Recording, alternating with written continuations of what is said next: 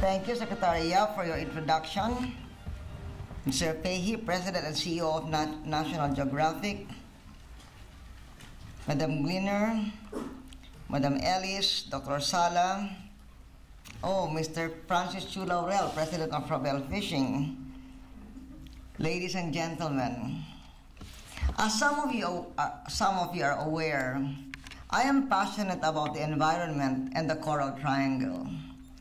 And we were able to share some of our passion on climate change earlier today. I believe, thank you, Artie. And not only here with you, but also earlier in the White House with President Obama. And because of our passion for against climate change, we have our desire to reassemble a stakeholders working group meeting on the Coral Triangle.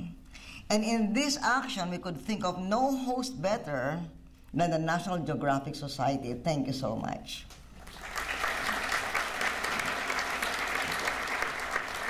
Actually, this organization should be called the International Geographic Society rather than the National Geographic Society, because children from across the globe have grown up reading the famous yellow-bordered magazine, learning about the exotic and glorious world in which we live.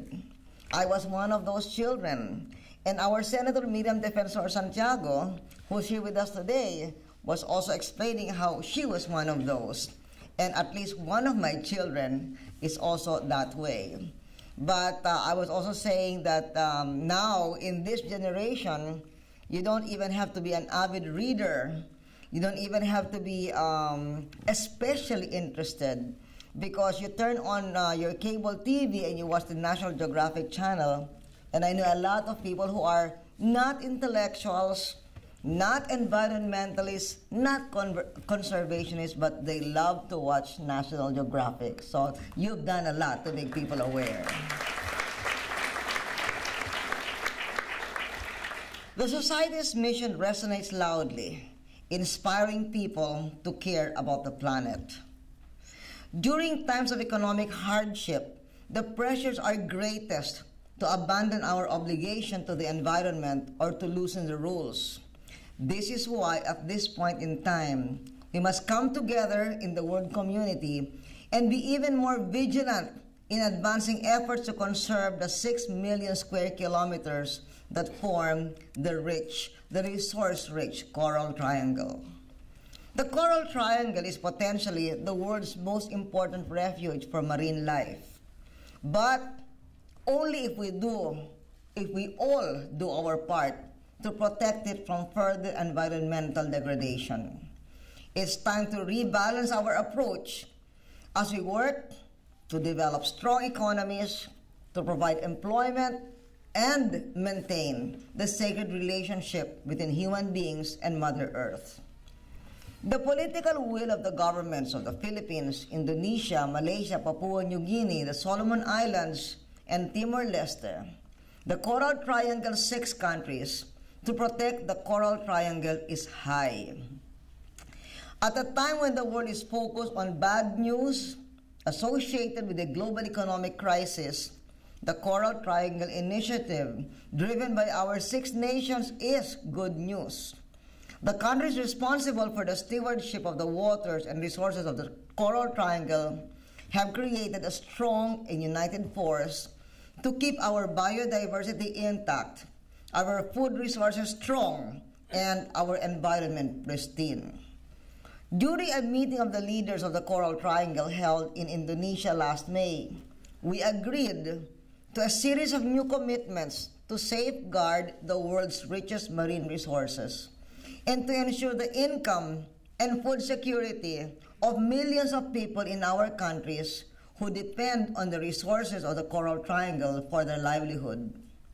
In our leaders' declaration on the Coral Triangle Initiative on Coral Reefs, Fisheries, and Food Security, we adopted a comprehensive plan for the conservation of our marine and coastal resources. The 10-year Regional Plan of Action sets time-bound steps to address not only the growing threats to the region's coral reefs, fisheries, mangroves, threatened species and other marine and coastal resources, but also the challenge of climate change. This initiative also recognizes the urgent need to tackle the poverty affecting the people throughout the Coral Triangle region, especially those in coastal communities. Climate change and the management of our coastal areas are linked inextricably.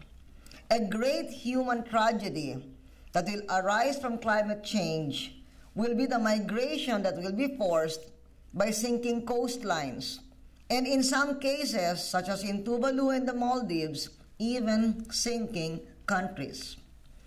As more sites are rendered inhospitable to human life and economic activity, as many as 1 billion people may be affected globally, and half of them will come from Asia. As families scatter to upland sites throughout the globe, climate change will spawn global change. This is something the countries of the world must address together. And for us, as a nation of over 7,100 islands, this is something that is of great concern to the Philippines. If the flood waters rise, you may lose Florida, we lose a nation. So we, the fellow Coral Triangle country leaders, agreed that we would bring our collective voices into the UN Framework Convention on Climate Change. We want to make an impact on the climate change dialogue, and we want to call on all countries, but in particular, the major industrialized developed countries, to live up to the UNFCCC obligations, including affordable and appropriate technologies and funding for climate management.